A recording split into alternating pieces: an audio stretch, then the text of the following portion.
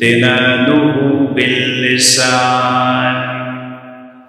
باللسان ولا بالقلم ونشهد أن لا إله إلا الله وحده لا شريك له ونشهد أن سيدنا وسندنا وحبيبنا وطبيبنا وطبيب قلوبنا وأرواحنا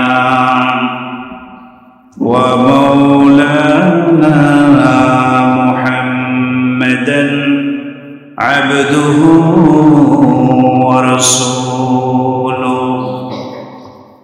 الذي أرسله بالحق بشيرا ونذيرا وداعيا إلى الله بإذنه وسراجا وقمرا منيرا أما بعد فقد قال الله تبارك وتعالى في كلامه المجيد وفرقانه الحميد أعوذ بالله من الشيطان الرجيم بسم الله الرحمن الرحيم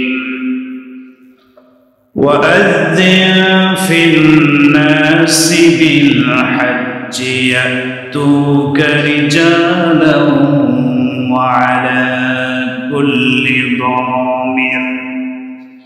وعلى كل ضامر يأتين من كل فج عميق وقال تعالى ولله على الناس حج البيت من استطاع إليه سبيلا ومن كفر فإن الله غني عن العالمين وقال النبي صلى الله عليه وسلم من حج لله فلم يرفث ولم يفسق رجع كيوم ولدته أمه وقال رسول الله صلى الله عليه وسلم في الحديث الآخر الحج المبرور ليس له جزاء إلا الجنة أو كما قال النبي صلى الله عليه وسلم درود إبراهيم قريب اللهم صل على محمد وعلى آل محمد كما صليت على إبراهيم وعلى آل إبراهيم إنك حميد مجيد اللهم بارك على محمد وعلى آل محمد كما باركت على إبراهيم وعلى آل إبراهيم إنك حميد مجيد الحمد لله ثم الحمد لله সমস্ত প্রশংসা সমস্ত শুকরিয়া মহান আল্লাহ রব্বুল আলামিনের আলিশান দরবারে যেই মহান আল্লাহ সুবহানাহু ওয়া তাআলা আমাদেরকে হায়াতে তৈয়বা দান করেছেন সুস্থতা দান করেছেন পবিত্র সালাতুল জুমআ আদায়ের লক্ষ্যে পৃথিবীর সর্বশ্রেষ্ঠ জায়গা পবিত্রতম স্থান আল্লাহর ঘর মসজিদে আসার বসার মতো তৌফিক দান করেছেন আমরা সকলেই মহান রব্বে কারীমের দরবারে হৃদয়ের সবটুকু ভালোবাসা উজাড় করে দিয়ে কালিমাতুশ শুকর ওয়া সাজুদ আদায় করে নিচ্ছি সকলে বলে আলহামদুলিল্লাহ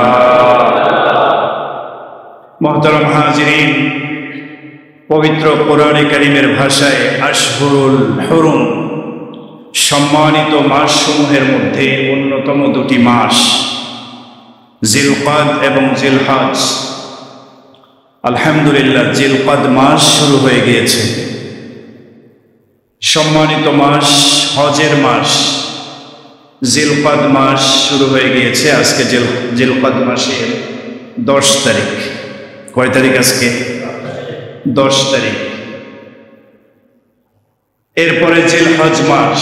জিলহজ মাসে মহান আল্লাহ রাব্বুল আলামিন উম্মতে মুসলিমার সামর্থ্যবানদের উপরে দুটি ইবাদতকে জরুরি করে দিয়েছেন। একটিকে ফরজ করে দিয়েছেন, আরেকটিকে ওয়াজিব করে দিয়েছেন। জিলহজ মাসে বিশেষ দুটি ইবাদতকে আল্লাহ তাআলা সামর্থ্যবানদের উপর অপরিহার্য করে দিয়েছেন।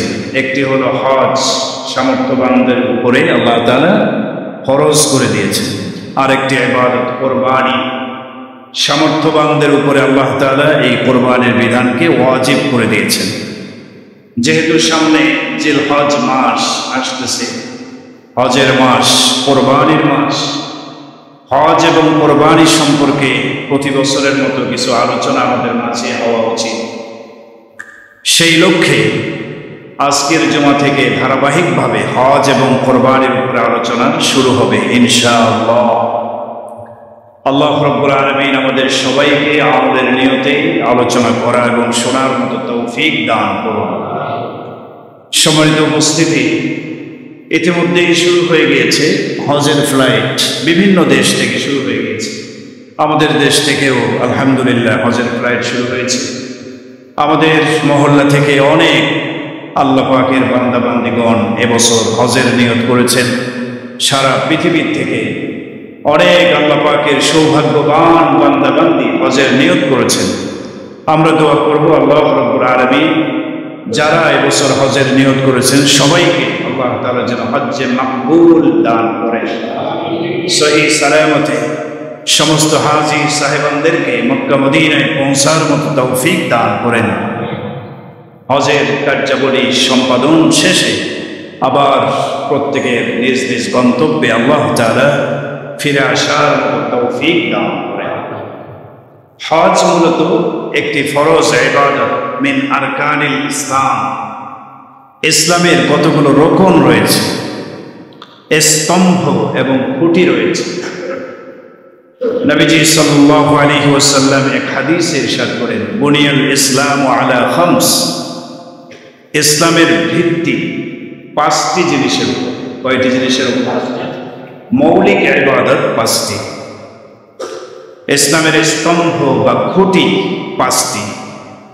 1, শাহাদাতি আল্লাহ ইলাহা ইল্লাল্লাহ ওয়া আন্না মুহাম্মাদার রাসূলুল্লাহ।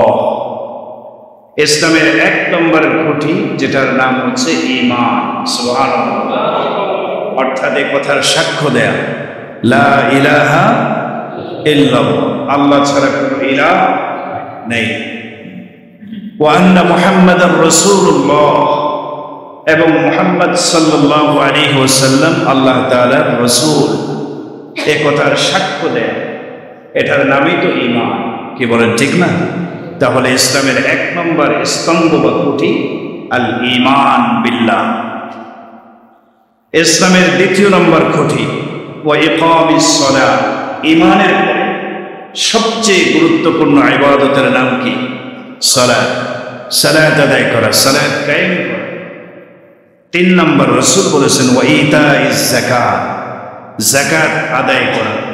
4, ওয়াল হজ্জি, হজ পালন করা। 5, ওয়া সাওমি রমাদান, রমাদান মাসে রোজা রাখা। তো এই হাদিসে ইসলামের 4র্থ নম্বর খুঁটি বা স্তম্ভের কথা রাসূল বলেছেন হজ। হজ্জে বাইতুল্লাহ, বাইতুল্লাহ শরীফের হজ করা, এটা ইসলামের অন্যতম একটা খুঁটি। মূলত এই হজের বিধানটি পুরোটাই আল্লাহ পাকের সাথে বান্দার যে একটা গভীর ভালোবাসার সম্পর্ক রয়েছে, আল্লাহর সাথে বান্দার যে খালেক আর মাখলুকের সম্পর্ক রয়েছে। আমরা হলাম মাখলুক আর আমাদের সৃষ্টিকর্তা খালেক কে? আল্লাহ।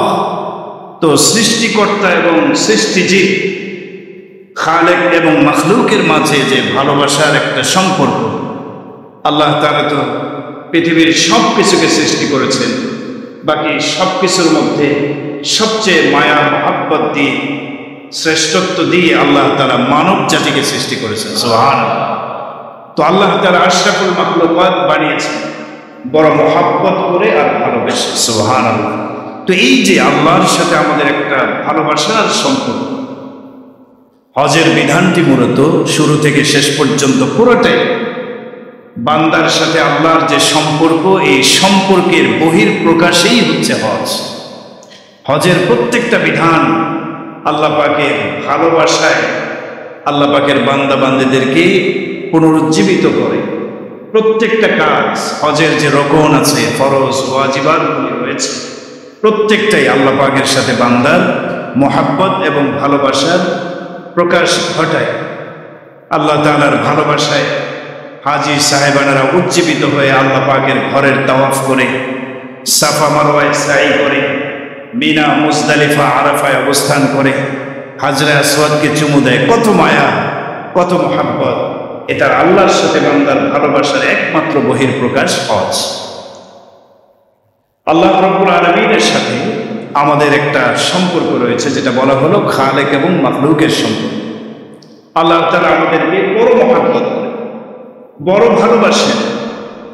আল্লাহ পাক আমাদেরকে কি পরিমাণ ভালোবাসেন, কি পরিমাণ মহাব্বত করেন।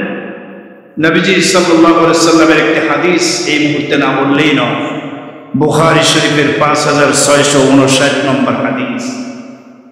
নবীজি সাল্লাল্লাহু আলাইহি ওয়াসাল্লাম ইরশাদ করেছেন, কাদিমা আলান নবী সাবিয়ুন।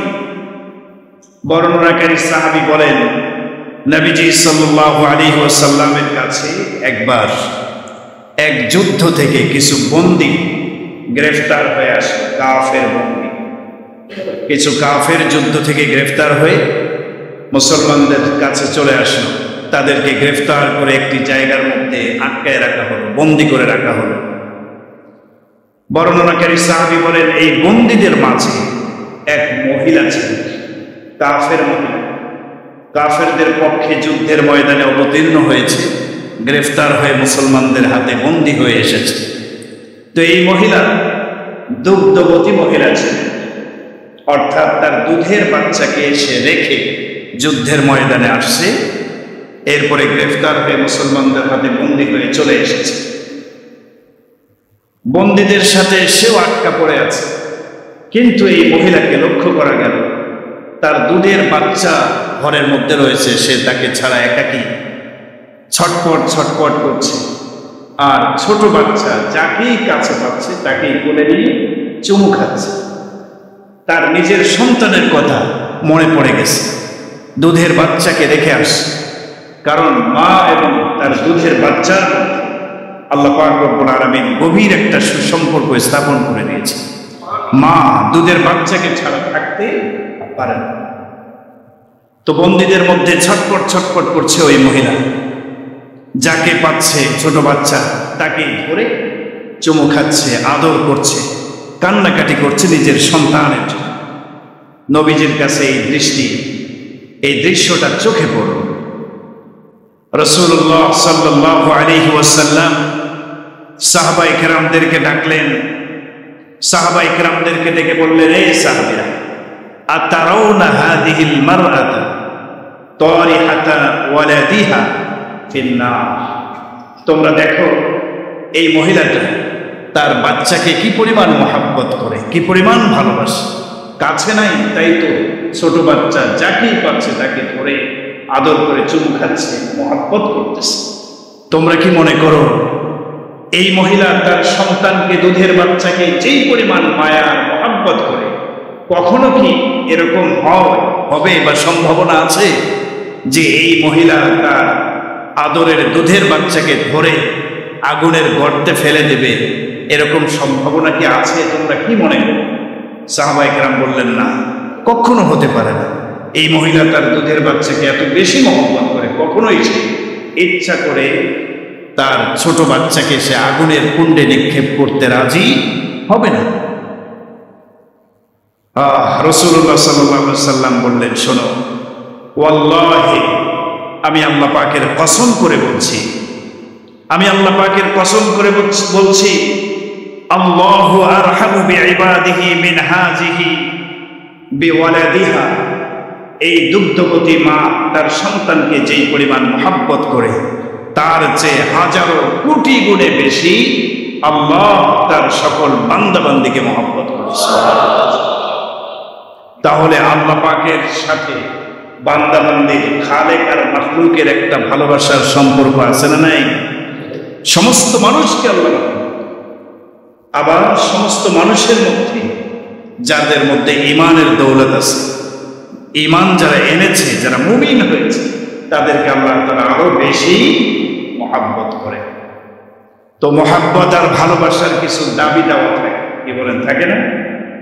মহব্বত, ভালোবাসার কিছু দাবি দেওয়া থাকে। আল্লাহ আমাদেরকে ভালোবাসেন, যারা মুমিন তারাও জীবনের সবচেয়ে বেশি আল্লাহকে ভালোবাসে। ঠিক কি ঠিক না? এটার গ্যারান্টি আল্লাহ কোরআনে দিয়েছেন, ওয়াল্লাযীনা আমানু আশাদ্দু হুব্বান লিল্লাহ। আল্লাহ তাআলা নিজেই বলেন, যারা মুমিন তারা জীবনের সবচেয়ে আমি আল্লাহকে বেশি ভালোবাসি। সুবহানাল্লাহ। তো এই যে একটা ভালোবাসার সম্পর্ক আল্লাহ পাকের সাথে আমাদের, এই ভালোবাসার সম্পর্কের একটা দাবি আছে। প্রত্যেক ভালোবাসার সম্পর্কেরই দাবি আছে। প্রত্যেক আশিকই চায় তার মাশুককে একটাবারের জন্য হলেও একটু দেখবে। কি বলেন, চায় কি না? চায় না। দুনিয়ার ভালোবাসা, প্রেম ভালোবাসার দাবিও এটা। প্রেমিক তার প্রেমাস্পদকে একটাবারের জন্য হলেও দেখতে চায়, যে অমুক জায়গায় আসো, তোমার সাথে আমার দেখা। তো আল্লাহর সাথে বান্দার যে একটা ভালোবাসা, আশিক মাশুকের যে একটা প্রেম, এই ভালোবাসা, প্রেমেরও দাবি আমাদের মনে চায় আমরা একটিবারের জন্য হলেও আমাদের মাশুক, আমাদের মাবুদ আল্লাহকে যদি দেখতে পেতাম তাহলে কতই না ভালো হতো। কি বলেন, ঠিক কি ঠিক না? এরকম আশা কি আপনাদের অন্তরে জাগে না, যে আল্লাহ পাককে যদি একটাবারের জন্য দেখতে পেতাম তিনি কেমন, তাহলে আমাদের অন্তরটা পরিতৃপ্ত হতো, আমাদের ঈমান আরো বেড়ে যেত। সুবহানাল্লাহ। এরকম ভালোবাসার দাবি দেখতে চায়। এজন্য তো মুসা আলাইহিস সালাম আল্লাহ পাককে দেখতে চেয়েছেন। কি বলেন, ঠিক না? মুসা আলাইহিস সালামের উম্মত বনি ইসরাইল সম্প্রদায় আল্লাহ পাককে দেখতে চেয়েছে, তবে নিয়তের মধ্যে সমস্যা ছিল। মুসা আলাইহিস সালামের নিয়ত ভালো, আল্লাহকে দেখলে ঈমান আরো বেশি হবে, দৃঢ়তা আরো বাড়বে, ভালো নিয়তে নেই।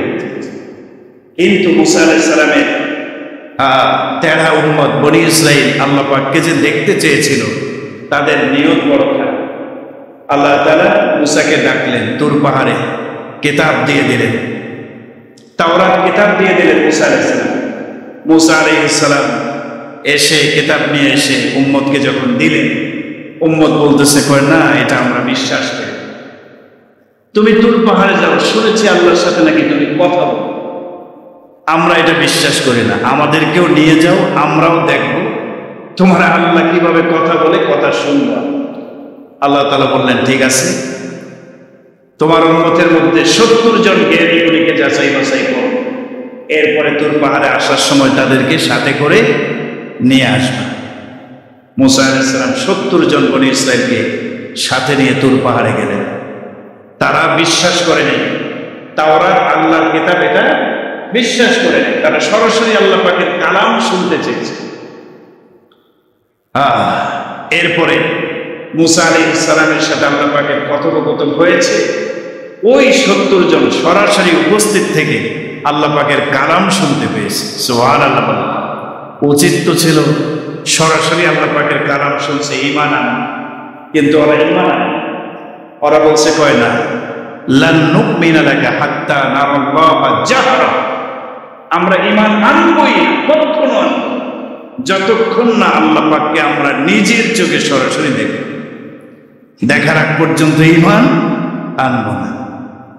দুনিয়াতে থেকে আল্লাহ পাককে সরাসরি দেখা কি সম্ভব? তারা যখন আল্লাহ পাকের কথা শোনার পরও বিশ্বাস করে নাই, উল্টা আল্লাহ পাককে দেখতে চেয়েছে, ফাআখাযাতকুমুস সাইকাতু ওয়া হুম ইয়ানজুরুন।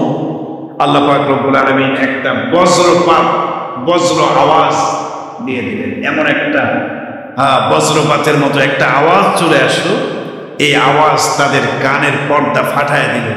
বেহুশ হয়ে তারা সেখানে পড়ে থাকলো, কোনো হুঁশ নাই, প্রত্যেকেই মারা গেছে।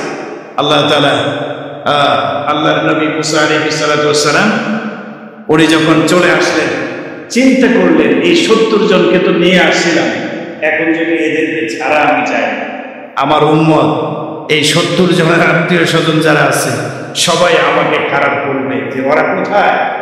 মুসা আলাইহিস সালাম আবার দোয়া করলেন, আল্লাহ ওদের শাস্তি তো ওরা পাইছে, আপনি মেহেরবানি করে ওদেরকে আবার জীবিত করে দেন।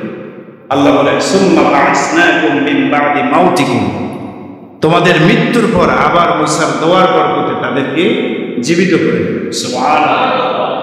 এরপরও এই সম্প্রদায় ফিরে আসার পরে বলে যে না, আমরা আল্লাহকে দেখি নাই, আল্লাহর কথাও শুনে নেই, আমরা মানব না। নাউযুবিল্লাহি মিন যালিক।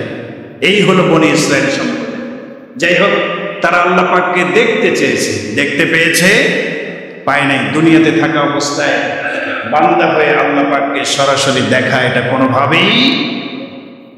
এরপর মুসা আলাইহিস সালাম আবেদন করেছেন, আল্লাহ আমাকে তো একটা নজর দেখা দিতে পারে, আমি তো কথা বলি আপনার সাথে, তোর পাহাড়ে কথা হয়, কিন্তু আপনাকে তো দেখি না, মনে বড় আশা যদি একটু দেখতে পেতাম। আল্লাহ তাআলা বলছেন, লান তারানি, তুমি কখনো আমাকে দেখতে পারবে না। এরপরও জোরাজোরি মুসা আলাইহিস সালাম নাসর বান্দা যে আল্লাহ আমাকে দেখা দিতেই হবে। ফালাম্মা তাজাল্লা রাব্বুহু লিল জাবাল জাআলাহু দাক্কা ওয়া খাররা মুসা সাইকা। এরপরে আল্লাহ তাআলা তার নূরের একটা বিচ্ছুরণ ঘটালেন তুর পাহাড়ে। আল্লাহ তাআলা সরাসরি দেখেন নাই, নূর দেখাই। আল্লাহ পাকের নূর দেখার পরে মুসা আলাইহিস সালাম বেহুশ হয়ে পড়ে থাকলেন, কোনো হুঁশ নাই। বোঝা গেল আল্লাহ পাককে দুনিয়াতে থেকে দেখা সম্ভব।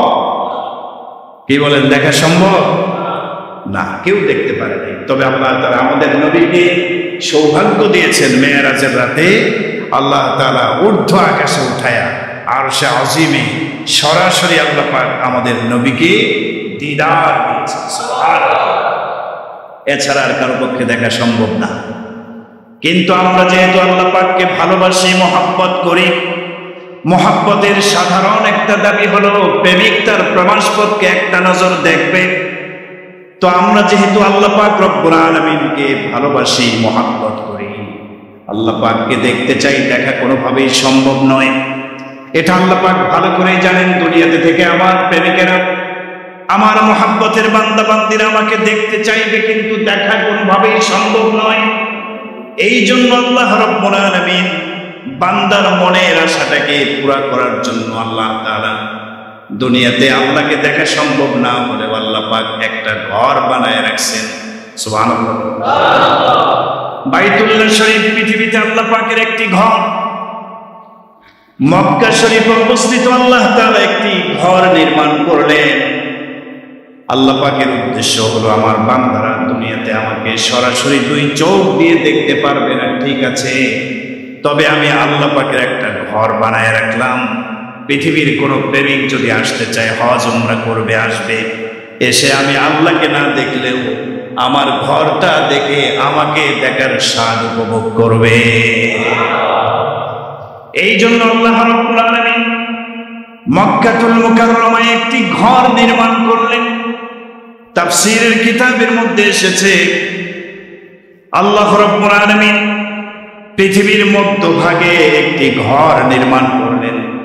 আল্লাহ পাকের সোজা উপরে যে আরশে আজিম রয়েছে, এই আরশে আজিমের সোজা নিচে আল্লাহ তাআলা একটি ঘর নির্মাণ করলেন, যেই ঘরটাকে বলা হয় বাইতুল মামুর। ঘরটাকে কি বলে? বাইতুল মামুর। সোজা আরশে আজিমের নিচে মহান আল্লাহ রাব্বুল আলামিন ফেরেশতাদের মাধ্যমে নির্মাণ করালেন। এরপরে আল্লাহ জমিনের দায়িত্বে নিয়োজিত ফেরেশতাদেরকে বললেন, তোমরা সোজা বাইতুল মামুরের নিচে, বরাবর নিচে পৃথিবীর মধ্যভাগে একটি ঘর নির্মাণ করো, যেন পৃথিবীর মানুষেরা আমি আল্লাহ পাকের ঘর জিয়ারত করার জন্য বাইতুল্লাহ আসে। সুবহানাল্লাহ। সোজা পৃথিবীর মিডল ইস্ট মধ্যভাগে জমিনে একটি ঘর নির্মাণ হলো। ফেরেশতাদের মাধ্যমে প্রথম আল্লাহ পাক নির্মাণ করেন। এরপরে আদম আলাইহিস সালামকে পাঠালেন পৃথিবীতে। আদম আলাইহিস সালাম এসে আবার সেই ঘরের কাজ কিছুটা করলেন, সংস্কার।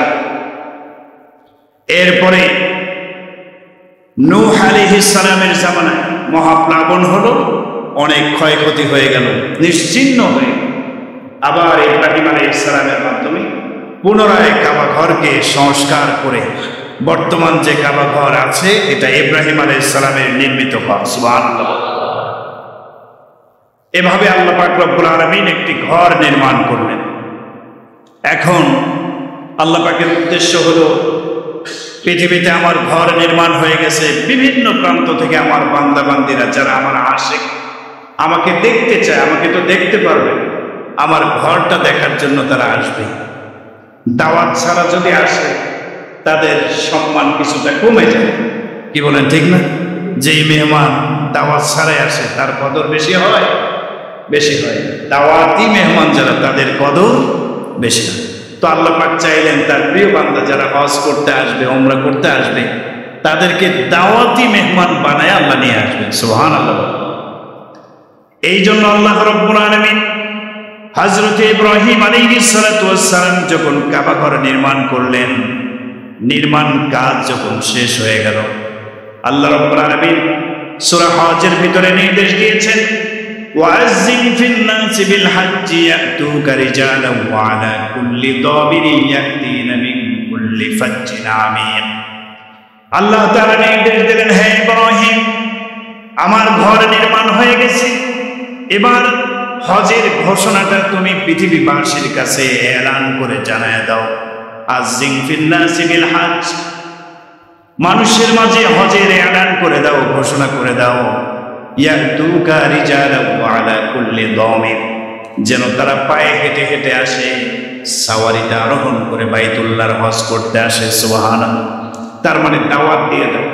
দাওয়াত ছাড়া আসলে দাম কমে যাবে, আমার বান্দাদেরকে দাওয়াত দিয়ে দাও।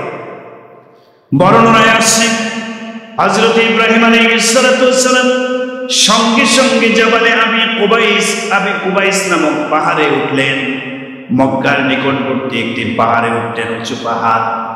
উঠে আল্লাহ পাক রব্বুল আলামিনকে বললেন, ও আল্লাহ, মা ইয়াবলুগু সাউতি ইয়া রব, হে আমার রব, আমি যদি এখানে আওয়াজ দেই, হজের এলান করি, ঘোষণা দেই, আমার এই আওয়াজ আর কতদূর পৌঁছবে? কিভাবে আপনার তাম পৃথিবীর মানুষদের কাছে আমি আওয়াজটা কিভাবে পৌঁছাবো? পদ্ধতিটা কি হবে?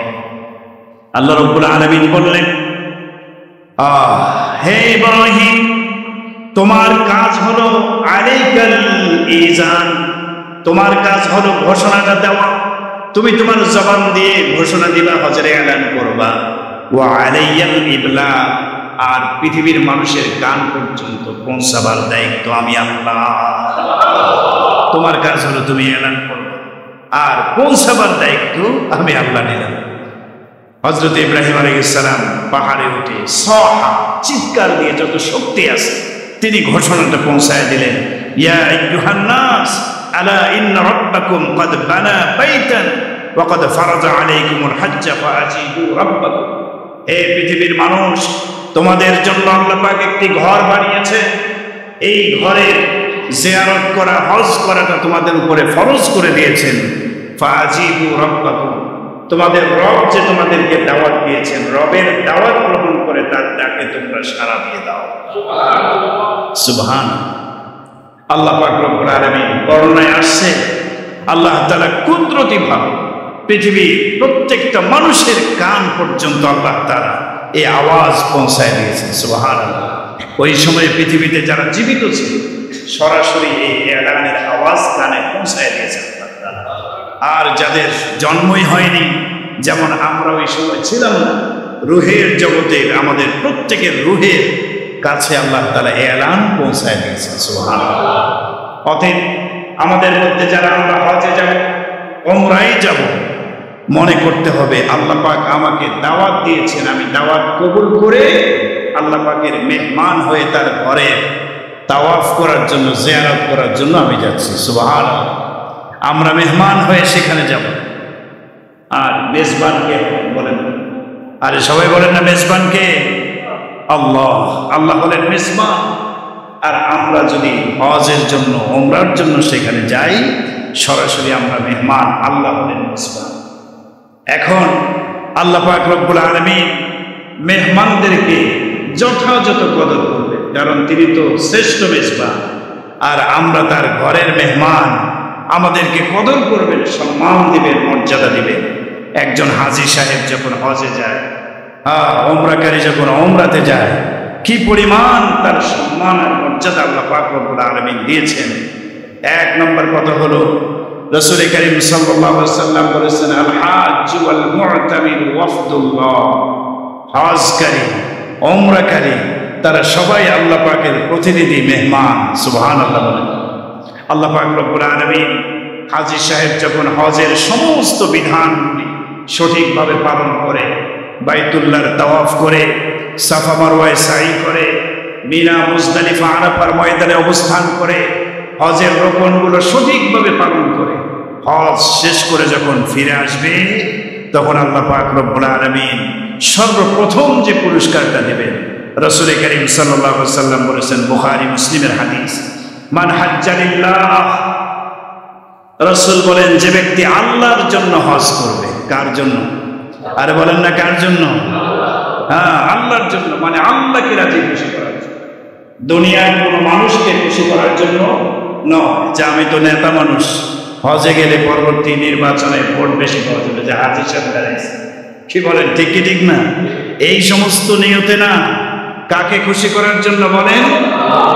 মান হাজ্জা লিল্লাহ, যে ব্যক্তি আল্লাহকে খুশি করার জন্য হজ করবে, ফালাম ইয়ারফুস ওয়ালাম ইয়াফসুক, হজে যাওয়ার শুরু থেকে নিয়ে শেষ পর্যন্ত কোথাও কোনো অন্যায় অশ্লীল কাজে লিপ্ত হবে না। রাসূল বলেন, রাজাআকা ইয়াউমিন ওয়ালাদাতু উম্মুহু, হাজী সাহেব হজের কার্যক্রম শেষ করে যখন ফিরে আসবে, কেমন হয়ে ফিরে আসবে? নিষ্পাপ কেমন হবে? ছোট্ট বাচ্চা যখন মায়ের গর্ভ থেকে নবজাতক সন্তান ভূমিষ্ঠ হয়, যেভাবে পবিত্র একটা জীবন নিয়ে চলে আসে, কোনো গুনাহ নাই, নিষ্পাপ শিশু মায়ের গর্ভ থেকে নিষ্পাপ অবস্থায় জমিনে আসে, ঠিক তেমনি ভাবে হাজী সাহেব হজ থেকে যখন ফিরে আসবে, নবজাতক নিষ্পাপ শিশুর মতো আল্লাহ তাআলা তার জীবনটাকে পবিত্র করে দেন, তার জিন্দেগীর গুনাহ খাতাগুলো আল্লাহ মাফ করে দেন, পবিত্র একটা জীবন দিয়ে দেন। নবীজি সাল্লাল্লাহু আলাইহি ওয়াসাল্লাম বলেছেন, আল হাজ্জুল মাবরুর লাইসা লাহু জাযাউন ইল্লাল জান্নাহ। যদি কোনো ব্যক্তির হজ কবুল হয়ে যায়, যদি কাউকে হজ্জে মাকবুল, হজ্জে মাবরুর নসিব করা হয়, তাহলে এর বিনিময় কি? রাসূল বলেন, ইল্লাল জান্নাহ। এই হজ্জে মাকবুলের একমাত্র শ্রেষ্ঠ বিনিময় হলো জান্নাত। সুবহানাল্লাহ। যদি হজ কবুল হয়, এই হাজী সাহেবকে কখনো আল্লাহ তাআলা জাহান্নামে দেবেন না, তার বিনিময় হচ্ছে জান্নাত। সুবহানাল্লাহ। একজন হাজী সাহেবের সম্মান কত বেশি! নবীজি সাল্লাল্লাহু আলাইহি ওয়াসাল্লাম বলেছেন, হাজী সাহেব হজে যাওয়ার পরে বিভিন্ন বরকতময় জায়গায় যদি কোনো দোয়া করে, আল্লাহ পাকের কাছে কিছু চায়, হাজী সাহেবদের চাওয়াকে আল্লাহ ফিরায় দেন না। হাজী সাহেব হজে গিয়ে যে দোয়াগুলো করবে, আল্লাহ তাআলা তার দোয়াগুলো কবুল করবেন। সুবহানাল্লাহ। নবীজি বলেছেন, আল হাজ্জ ওয়াল মু'তামির ওয়াফদুল্লাহ, দাআহুম ফাজাবুহু ওয়াসআলুহু ফাআতাহু। আল্লাহ পাকের ডাকে সাড়া দিয়ে যারা হজে এসেছে, আসার পরে আল্লাহর কাছে তারা যা চাইবে, ফাআতাহুম, আল্লাহ রাব্বুল আলামিন তাদেরকে সব কিছু দিয়ে দেবেন। সুবহানাল্লাহ। এই জন্য যারা হজে যাবে, ওইখানে গিয়ে মনের সব ব্যথা বেদনা সব আল্লাহ পাকের কাছে খুলে বলবেন, যা কিছু চাওয়ার আপনার রবের কাছে চাইবেন। যদি হজ কবুল হয়, আপনার দোয়াও কবুল হবে। সুবহানাল্লাহ। যারা হজে যাবেন, প্রথম যখন আপনি কাবা ঘর বাইতুল্লাহর দিকে দৃষ্টি করবেন, বর্ণনায় আসছে, প্রথম দৃষ্টি করার সময় যদি কেউ দোয়া করে, প্রথম তাকাবার সময় যেই দোয়াটা করা হবে, এই দোয়া আমরা সরাসরি কবুল করি। এই জন্য ওই সময় একটা দোয়া করতে হয়। হ্যাঁ, যে কোনো দোয়াই করতে পারবেন, তবে জামে মানে স্বয়ং সম্পূর্ণ একটা দোয়া। আপনি যদি এই দোয়াটা করেন, ওলামায়ে কেরাম বলছেন যে যেহেতু সময় অল্প, প্রথম দৃষ্টিপাত করার সময় দোয়া করবেন, অতএব সংক্ষিপ্ত হতে হবে দোয়াটা, এবং দোয়াটা এমন হতে হবে যেন সব বিষয়ে দোয়ার মধ্যে থাকে। তাহলে কিভাবে সেই দোয়াটা করবেন? হাজী সাহেব প্রথম বাইতুল্লাহ দেখার সময় দোয়া করবে, আল্লাহ এইখানে হজে এসে আমি যা যা দোয়া করব সব আপনি কবুল করেন। এই দোয়াটা করবে সে। তাহলে এই ছোট্ট একটা দোয়া করলো যে আমি যা যা দোয়া করবো এখানে হজের শেষ পর্যন্ত সব দোয়া আপনি কবুল করেন। এই জিনিসটা যদি আল্লাহ কবুল করে তাহলে পরবর্তীতে আপনি যা চাইবেন সব কি হয়ে যাবে বলেন? কবুল হয়ে যাবে। আল্লাহ তাআলা আমাদের সবাইকে হজ ওমরা করার তৌফিক দান করেন। কত সম্মান আল্লাহ পাক দিয়েছেন। রাসূল করিম সাল্লাল্লাহু আলাইহি ওয়াসাল্লাম বলেছেন, আব্দুল্লাহ ইবনে মাসউদ রাদিয়াল্লাহু তাআলা আনহু থেকে রওয়ায়াত, তিরমিজি শরীফের হাদিস, তাবিউ বাইনাল হজ্জ ওয়াল উমরা, তোমরা হজ এবং উমরা বেশি বেশি পরিমাণে করো। একবার করছো আবার করো, হ্যাঁ দুইবার করছো তিনবার আবার করো, নফল করো, একের পর এক লাগাতার উমরা পালন করো, হজ করো। ফাইন্নাহুমা ইউনফিয়ানিল ফাকরা ওয়াজ যুনুব, কারণ হজ এবং উমরা দারিদ্রতাকে দূর করে এবং গুনাহকে এমন ভাবে দূর করে, কামা ইউনফিল কিরু খুবুসাল হাদিদ, যেভাবে কামারের হাফর, এই হাফরে যখন ফু দেয় কামার, বাতাস দেয়, তখন এই বাতাসে আগুনের এই মাধ্যমে, কামারের হাফরের মাধ্যমে লোহার জংগুলো যেভাবে দূর হয়ে যায়, হজ এবং উমরার মাধ্যমে গুনাহ এবং দারিদ্রতা ওইভাবে দূর হয়ে যায়। সুবহানাল্লাহ। এই জন্য হজ করলে মনে করবেন না কেউ যে আরে এতগুলো টাকা খরচ করে আমি যাব, আমার তো বড় ক্ষতি হয়ে গেল। না ভাই, রাসূলের সুসংবাদ আছে, হজ উমরা করলে দারিদ্রতা দূর হবে, আপনার রিজিকের মধ্যে আরো বেশি বরকত দান করবেন আল্লাহ। হজ করলে দরিদ্রতা দূর হয়ে যায়। রাসূল করিম সাল্লাল্লাহু আলাইহি ওয়াসাল্লাম বলেছেন, হজে যারা যাবে, উমরায় যারা যাবে, তারা তো মসজিদে হারামে সালাত আদায় করার সুযোগ পাবে, মসজিদে নববীতে গিয়ে সালাত আদায় করার সুযোগ পাবে। তো এটা তো বিরাট বড় একটা নেকি কামাই করার সুবর্ণ সুযোগ। আপনি বাইতুল্লাহতে গিয়ে যদি এক রাকাত নামাজ পড়েন, কয় রাকাত পড়েন? এক রাকাতের সওয়াব 1,00,000 রাকাতের সমান আল্লাহ দিয়ে দেন। সুবহানাল্লাহ। মসজিদে নববীতে গিয়ে এক রাকাত পড়বেন তো এক রাকাতে 50,000 রাকাতের সওয়াব আল্লাহ তাআলা দিয়ে দেন। তো এত বড় ফজিলত হজ উমরা করলে লাভ করা যায়। এরপরে আপনি হজে যাবেন, এখানে আপনার আপ্যায়নের জন্য আল্লাহ তাআলা এক ধরনের বিশেষ পানির ব্যবস্থা করে রাখছেন। ওইখানে গেলে এই পানিটা আপনি তৃপ্তি সহকারে পান করতে পারেন। আপনি যত বেশি পান করেন না কেন, এই পানি কখনো শেষ হবে না। এটা আল্লাহ পাকের কুদরতি পানি। ইসমাইল আলাইহিস সালামের পাহাড় দিছে, আর সাথে সাথে আল্লাহ তাআলা জমজম কূপ জারি করে দিয়েছে। সুবহানাল্লাহ। আজকে হাজার হাজার বছর হয়ে যাচ্ছে, এই কূপের পানি কখনো শেষ হয়? হজের মৌসুমে চিন্তা করে দেখছে কত লক্ষ মানুষ এই পানি পান করছে, কখনো এই পানি শেষ হয়? নবীজি সাল্লাল্লাহু আলাইহি ওয়াসাল্লাম বলেছেন, খায়রু মাইন আলা ওয়াজহিল আরদি মাউ জামজাম, এই ভূপৃষ্ঠে পৃথিবীতে সর্বশ্রেষ্ঠ পানি যেটা, সেটার নাম হলো জমজমের পানি। সুবহানাল্লাহ, সুবহানাল্লাহ। ফিহি তাআমুত তু'মি ওয়া শিফাউল লিস-সুকমি, এই পানির মধ্যে খাবারের গুণ রয়েছে, আবার পানিও এই গুণটাও রয়েছে। যারা অসুস্থ তাদের জন্য এই পানির মধ্যে শিফা রয়েছে। সুবহানাল্লাহ। এই জন্য যারা হজে যাবেন, উমরায় যাবেন, পর্যাপ্ত পরিমাণে আপনি পানি পান করবেন। আলহামদুলিল্লাহ, আমাকে আল্লাহ সুযোগ দিয়েছিল, আমি তো নিয়ত করে বের হতাম, হোটেল থেকে যখন বের হতাম, যে নিয়ত করেই বের হতাম যে আজকে পানি খাবো, পানি পান করব, পেট ভরে যাচ্ছে, তারপর আরো বেশি ইচ্ছা করে করেই পান করতাম, কারণ এই পানির মধ্যে কোনো ক্ষতি, বরকত আর বরকত। আলহামদুলিল্লাহ বলেন। তো এই যে জমজমের পানি আপনি ইচ্ছা মতো পান করতে পারবেন যদি হজে যান, উমরায় যান। হজে যাচ্ছেন, উমরায় যাচ্ছেন, যেই পরিমাণ খরচ আপনার হচ্ছে, এই খরচ থেকে আপনি অতিরিক্ত বোঝা বা বাড়তি চাপ কখনোই মনে করবেন না। এই খরচটার ব্যাপারে ফজিলত আছে। নবীজি সাল্লাল্লাহু আলাইহি সাল্লাম বলেছেন, আন নাফকাতু ফিল হজ্জি কান নাফকাতি ফি সাবিলিল্লাহ। সুবহানাল্লাহ বলেন। জিহাদের ময়দানে মুজাহিদ ব্যক্তি যায়, জান মাল আল্লাহর রাস্তায় খরচ করে জিহাদের ময়দানে আল্লাহর রাস্তায় ব্যয় করার যে ফজিলত, হজ হাজী সাহেব উমরা পালনকারী ব্যক্তি যেই টাকা খরচ করে যাচ্ছে আল্লাহর রাস্তায় দান করার সওয়াব আল্লাহ তাআলা সুবহানাল্লাহ, প্রত্যেকটা টাকার বিনিময়ে দানের সওয়াব আর নেকি আপনার আমলনামায় জমা হবে। সুবহানাল্লাহ, এত বড় ফজিলত। তো এই হজ এবং উমরা, হজ তো ফরজ, উমরা কিন্তু কিনা ফরজ। যাদের উপর হজ ফরজ হয় নাই, ইচ্ছা করলে আপনি উমরাও করতে পারেন, অপশন আছে না নাই? অনেকের উপরে হজ ফরজ। প্রশ্ন হলো হজ ফরজ কাদের? কোরআনে আল্লাহ তাআলা স্পষ্ট করে দিয়েছেন, ওয়ালিল্লাহি আলান নাসি হিজ্জুল বাইতি মান ইসতাতাআ ইলাইহি সাবিলা। যে ব্যক্তি তার দেশ থেকে মক্কা শরীফ পর্যন্ত পৌঁছার যাওয়া আসার যে খরচ, এই খরচ যদি আপনার থাকে, সামর্থ্যবান হন এবং পরিবারকে রেখে যাবেন এখানে, তার খরচা দিন।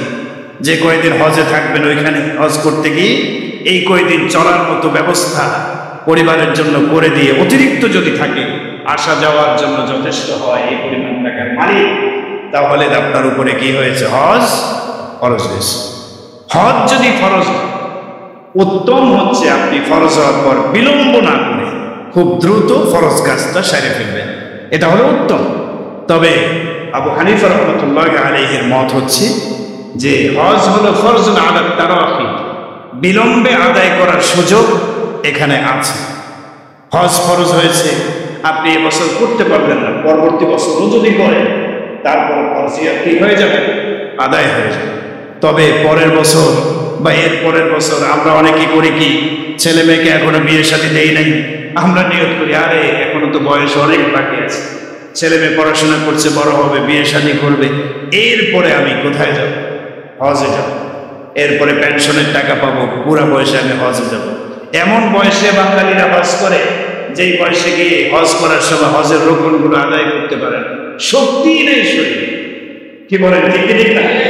যদি শক্তি না থাকে, হজের ফরজ যেগুলি আছে আদায় করতে না পারে, ফরজ আদায় না করলে কি হজ হবে নাকি? না না না, হজ হবে না। তাহলে সামর্থ্য থাকতে হবে, শারীরিকভাবেও সামর্থ্য থাকা, অর্থনৈতিকভাবেও, এই বয়সে আপনাকে হজ পালন করতে হবে। আল্লাহ রাব্বুল আলামিন যাদের উপর হজ ফরজ হয়েছে, আল্লাহ তাআলা সুস্থতা থাকা অবস্থায় আল্লাহ যেন হজ পালন করার তৌফিক দান করেন। অসুস্থ হয়ে যাবেন, ওই সময়ে চাইলেও আর ফরজ বিধানটা আপনি পালন করতে পারছেন। এজন্য আমার প্রিয় ভাইরা, হজ যাদের উপর ফরজ হয়েছে অবশ্যই আপনারা হজের এই ফরজটি আদায় করবেন। আমাদের মহল্লা থেকে আলহামদুলিল্লাহ অনেকেই যাচ্ছেন। আমাদের মসজিদ কমিটির একজন সদস্য জনাব হাবিবুর রহমান হাবিব সাহেব, উনি যাচ্ছেন। এরপরে জামাল উদ্দিন সাহেব আরেকজন আছেন, উনিও যাচ্ছেন। আরও অনেক ভাইরা আমার সাথে যোগাযোগ করেছেন, ওনারা যাচ্ছেন। অনেকে গিয়েছেন, আবার অনেকে সামনে যাবেন। তো আলহামদুলিল্লাহ আমরা সবার জন্য দোয়া করব, আল্লাহ রাব্বুল আলামিন যেন যথাযথভাবে হজ আদায় করে হজ পালন করার তৌফিক দান। যারা এখনো যায়নি, আমরা প্রত্যেকেই নিয়ত করব ইনশাআল্লাহ আমরা খুব দ্রুত হজ পালন করব, উমরা পালন করব। উমরা এটা তো নফল, আপনি চাইলেই কম খরচে এখন মক্কা মদিনা দেখে আসতে পারেন। আলহামদুলিল্লাহ, এটা তো সৌভাগ্যের একটা ব্যাপার, তাই না? অনেকে হজ ফরজ হয় নাই, 2-4 লাখ টাকা জমা আছে, বাস আপনার জীবনের যত বড় বড় আশা আছে, সবচেয়ে বড় আশার মধ্যে একটা আশা এটা রাখা উচিত যে আল্লাহর ঘর যেন আমি দেখি। আল্লাহর কাছে দোয়া করবেন, আল্লাহ আপনার ঘর না দেখায় কাউকে মৃত্যু দিয়ে, আমিন বলেন। আপনি আল্লাহর ঘর দেখবেন, দেখার সাথে সাথে যদি হজ উমরা কবুল হয়, আপনি নিষ্পাপ হয়ে পবিত্র জীবন দিয়ে ফিরে আসবেন, পবিত্র জীবন দিয়ে ফিরে। এই হজে যারা যাচ্ছেন আপনাদের জন্য বিশেষভাবে 2-1টি কথা আমি বলব। আপনার হজ কবুল হবে এর জন্য কিছু শর্ত রয়েছে, কিছু বিষয় আপনি খেয়াল করবেন। 1 নম্বর বিষয় হলো আন ইয়াখলুসা হাজ্জুহু লিল্লাহ লা রিয়া ওয়ালা সুমআ। হজ করবেন ইখলাসের সাথে, নিয়ত থাকবে বিশুদ্ধ নিয়ত, আমি আল্লাহ পাকের ফরজ বিধান পালন করার জন্য যাচ্ছি, দুনিয়ার কোনো লৌকিকতা নয়, কাউকে দেখাবার জন্য নয়, আল্লাহ পাককে খুশি করার জন্য, আল্লাহর বিধান পালনের জন্য যাচ্ছি। এই নিয়তটা খালেস করে যাবেন। 2 নম্বর আইয়ুবাদিরা মিন তাওবাতিন খালিসাতিন মিন জামিআল মাআসি। যাওয়ার আগে যখন আপনি হজের ইহরাম বাঁধবেন, এখানে তো হজের ইহরাম তো আরো পরে বাঁধবেন, আপনি যদি আগে যান তাহলে গিয়ে হজ্জে তামাত্তু হলে উমরার ইহরাম আগে, উমরার ইহরাম ইহরাম বাঁধার আগে আপনি তওবা ইস্তেগফার করে আল্লাহ পাকের কাছে প্রথমে মাফ চাইবেন। জীবনের গুনাহ খাতা যেন আল্লাহ তাআলা মাফ করে দেন। তওবার মাধ্যমে যদি গুনাহ মাফ হয়ে যায়, আপনি ওখানে যতদিন থাকবেন নিষ্পাপ অবস্থায় থাকবেন, আল্লাহ পাকের কাছে প্রিয় হয়ে যাবেন। 3 নম্বর, আইয়াকুনা হজ্জুহু মিনাল মালিল হালাল। আপনার হজে যাওয়ার যে টাকা, এটা হালাল হতে হবে। কি হতে হবে বলেন না? মানুষকে ঠকাইয়া সুদ ঘুষের মাধ্যমে অর্জিত সম্পত্তি আপনি হজে গেলেন, আরামে গিয়ে 5 স্টার হোটেলে থাকলেন, হজ কবুল হবে? হালাল হতে হবে, বৈধ সম্পদ ব্যয় করে হজে যেতে হবে। 4 নম্বর, আইয়াতুরাকার রাফাসা ওয়াল ফুসুকা ওয়াল জিদালা ফিল হজ্জ। হজে যাবেন, ইহরাম বাঁধার পর থেকে নিয়ে ফিরে আসার আগ পর্যন্ত আপনি যতক্ষণ পর্যন্ত সেখানে থাকবেন, যতদিন থাকবেন, কোনো অন্যায় কাজ করবেন না, কোনো গুনার কাজ আপনাকে করা যাবে। মনে রাখবেন, গুনাহ করা সব জায়গায় তো হারাম, কিন্তু ক্ষেত্র বিশেষ বিশেষ জায়গায় গুনাহ করা আরো কঠিন। আপনি মসজিদের বাইরে গুনাহ করলেন, ওটাও গুনাহ। মসজিদের ভিতরে এসে গুনাহ করবেন, এটা আরো মারাত্মক গুনাহ। পবিত্র জায়গা, এটাকে বলা হয় হারাম শরীফ। পবিত্র জায়গা, এখানে গুনাহ করা যাবে না। ওই জায়গার সম্মান মর্যাদা রক্ষা করে দৃষ্টিকে হেফাজত করবেন। কারণ হজে যারা যান, উমরায় যারা যান, বাইতুল্লাহর তাওয়াফের ক্ষেত্রে নারী পুরুষ একসাথে তাওয়াফ হয়। এখানে চোখের হেফাজতটা ইম্পর্টেন্ট একটা বিষয়। অবশ্যই আপনি এদিকে খেয়াল করবেন। টাকা পয়সা খরচ করে আসলেন, এখানে এসে যদি গুনাহ করেন সব শেষ হয়ে। এদিকে খেয়াল রাখবেন। কাসরাতু যিকরিল্লাহ ফিল হজ। হজে যাবেন, সব সময় মুখে আপনার আল্লাহ পাকের জিকির থাকবে। নবীজিকে প্রশ্ন করা হলো, আইয়ুল হজ্জি আফজল। ওগো নবীজি, কোন ব্যক্তির হজ শ্রেষ্ঠ হজ? শ্রেষ্ঠ হজ কোনটি? তো রাসূল বলেছেন, আকসারুহুম লিযিকরিল্লাহ। যেই হজের মধ্যে জিকির বেশি হবে, যার হজে যত জিকির বেশি থাকবে, তার হজ আপনার কাছে তত প্রিয়। এজন্য সব সময় জিকিরে ফিকিরে থাকবেন। লাব্বাইক আল্লাহুম্মা, সবাই পড়েন না একবার? লাব্বাইক আল্লাহুম্মা লাব্বাইক, লাব্বাইক লা শারীকা লাক লাব্বাইক, ইন্নাল হামদা ওয়ান নি'মাতা লাক ওয়াল মুলক লা শারীকা লাক। এগুলি পড়বেন, তালবিয়া পাঠ করবেন, জিকির করবেন, সুবহানাল্লাহি ওয়া বিহামদিহি সুবহানাল্লাহিল আযীম। অন্যান্য সমস্ত নফল মুস্তাহাব জিকিরের আমল আছে, এগুলি আপনি পালন করবেন। এভাবে যদি হজ করতে পারেন, আশা করা যায় আল্লাহ তাআলা আপনার হজকে কবুল করবেন। আল্লাহ তাআলা এই বছরের সমস্ত হাজী সাহেবদেরকে হজ্জে মাকবুল দান করেন, বলেন আমিন। আমরা যারা এখনো যাইনি, আল্লাহ তাআলা দ্রুত হজ উমরা পালন করার তৌফিক দান করেন। মনে রাখবেন, এই যে মাসটা, জিলকদ মাস, জিলহজ মাস, মুহররম এবং রজব, এই 4টা মাসকে হারাম মাস বলা হয়। এই মাসে গুনাহ করা যাবে না। এই মাসের সম্মান মর্যাদা আছে। এই মাসে তো যুদ্ধ বিগ্রহ করাটাকেও হারাম করে দেওয়া হয়েছে। মুসলমানদের জন্য হারাম, সবার জন্যই হারাম। তবে আল্লাহ বলেছেন, এই মাসের সম্মান মর্যাদা লঙ্ঘন করে যদি কাফেরেরা চড়াও হয় তোমাদের উপর, তাদের জবাব দেওয়া যায়। তাদের জবাব দেওয়ার জন্য মিসাইল নিক্ষেপ করা, এটা মুসলমানদের জন্য এই মাসেও কি আছে? দেখেন না, ভারত পাকিস্তান যুদ্ধ লেগে গেছে। কি বলেন, ঠিক কি ঠিক না? আপনারা কার সাপোর্টার? আরে বলেন না, ভারত না পাকিস্তান? অনেকে আছে ভারত, ভারতের সাপোর্টার তারা যারা আওয়ামী লীগ। আওয়ামী লীগের রক্ত মাংস যাদের মধ্যে আছে, আর হিন্দুত্ববাদী রক্ত মাংস যাদের আছে, তারা ভারতকে সাপোর্ট করবে। কোন মুসলমান এই ভারত পাকিস্তান যুদ্ধে ভারতকে সাপোর্ট করতে পারে না, পাকিস্তানকে সাপোর্ট করতেই হবে। কি বলেন, ঠিক কি ঠিক না? কারণ আল্লাহ রাসূলের একটা হাদিস শোনায় দিচ্ছি।